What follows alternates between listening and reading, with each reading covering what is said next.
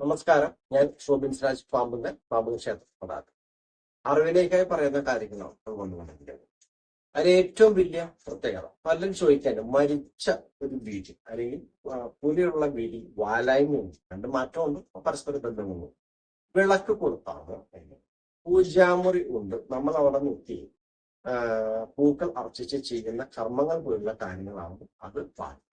പക്ഷെ സന്ധ്യക്ക് വീട്ടിൽ നിലവിളക്ക് വെക്കാവുന്ന വെച്ചാൽ വെക്കാം. കാരണം മരിച്ചു വീട്ടിൽ വിളക്ക് വെക്കുന്നത് ഈ വിളക്ക് വെച്ചുകൊണ്ട് തന്നെയാണല്ലോ എല്ലാവരും രാമനും കാര്യങ്ങളും മരിച്ചവർക്ക് മോശം കിട്ടുന്നതൊക്കെ പറഞ്ഞത് അത് ചെയ്യും. പക്ഷെ ക്ഷേത്രങ്ങളിൽ നിന്ന് കൊണ്ടുവരുന്ന ആരെങ്കിലും കൊണ്ടുവന്നിട്ട് 6-7 ദിവസം കുഴപ്പമില്ലാതെ തൊടാം എന്ന് പറഞ്ഞാൽ തുടരുന്നത് ശരിയായ കുല നിശ്ചയിക്കപ്പെടുന്നത് 16 ദിവസം.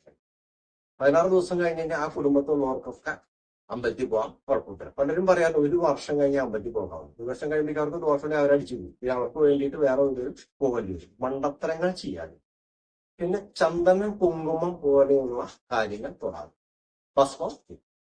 ഭസ്മം ഏത് അശുദ്ധിയും മാറ്റും. തൊടാതെ ഭസ്മം തൊടുന്നത് യാതൊരു ദോഷമാണ് കാര്യമാണ്. ഇത് മനസ്സിലാക്കി വെക്കും. അതല്ലാതെ മരിച്ച വീട്ടിൽ ഒരു കാരണവശാലും വിളക്ക് വയ്ക്കാൻ പാടില്ല എന്നുള്ള നിയമങ്ങൾ പറയും.